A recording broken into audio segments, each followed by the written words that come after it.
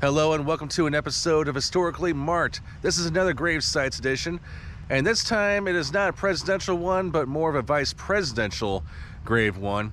I am at Glendale Cemetery in Des Moines, Iowa. It's a very huge cemetery, and there's some notables buried here, mostly Iowa local politicians, governors, mayors, and some Medal of Honor recipients around the cemetery.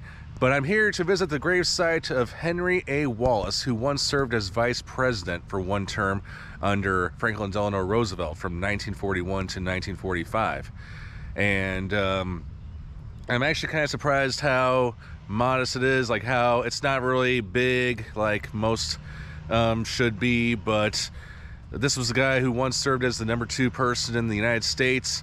And really, I'm going to be honest, I mean, it hasn't really been my priority to visit vice presidential grave spots, but since I'm in Iowa and, you know, I might as well come here and check it out anyway and do a video. So, all right, we're going to look at it right now. So I'm right between block 30 and block 31. And I thought he was buried in that big crypt over there, but it's not him. But I looked on Find a Grave, and that's gotta be him, because I see some American flags there. But then again, there's American flags over some others. Oh wait, what's this right here? Okay, that's not. It's not the vice president or anything. This has got to be it right here. Yep, this is the final resting place of Henry A. Wallace. All right, so Henry Agard Wallace was born October 7th, 1888 in Orient, Iowa, which was a very rural farming community. And he died on November 18th, 1965. He was the 33rd Vice President of the United States. And as it says on here, he was the U.S. Secretary of Agriculture, U.S. Secretary of Commerce, and I'll tell you more about those in a sec. But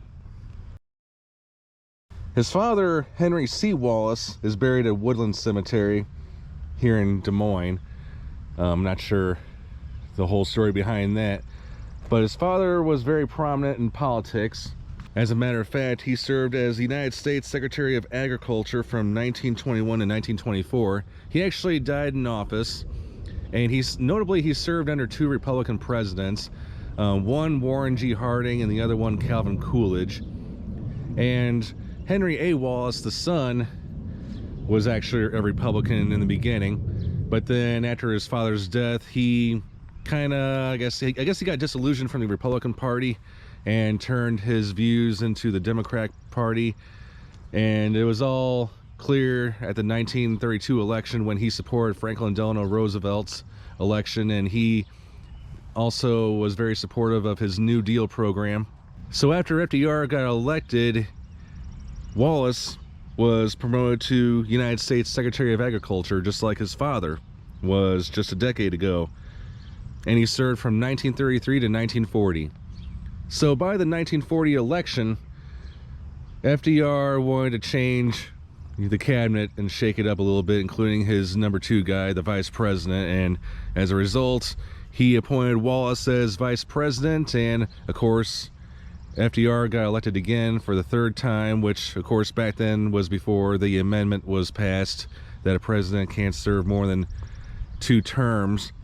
And so after the team was elected, World War II happened, and it didn't really affect, you know, Wallace and the vice presidency or anything. So by the 1944 election, yeah, FDR was going to run for a 4th time as president, but he was in ill health, and of course he succumbed during his 4th term. But Wallace, however, he was demoted when Democratic Party leaders, the conservative wing of the party, they wanted somebody more conservative like running the party. So Harry S. Truman, a Missourian, was put in the vice presidential position, and of course he later became president. But Wallace was appointed as the Secretary of Commerce by Roosevelt, and he did continue when Truman was president. However, by 1946, things kind of took an ugly turn, as Truman fired him. Apparently, I mean, there's a lot I can talk about that, but it was mostly a speech where, you know, it was a disagreement between relations with Eastern Europe and the Soviet Union. But in 1948, Wallace did run for president, this time under the Bull Moose Party, and he only got like a small percentage of the votes, and just like that, he was out of politics, but he became a successful businessman and going into agricultural technology. And so I thought I'd come check out his final resting place. I think somebody needs to mow this, but but rest in peace, Henry A. Wallace, a man who served his country. And maybe he wasn't the president of the United States, but hey, I mean, being the number 2 guy also matters too. So, all right, I am Jason at Glendale Cemetery in Des Moines, Iowa, signing off.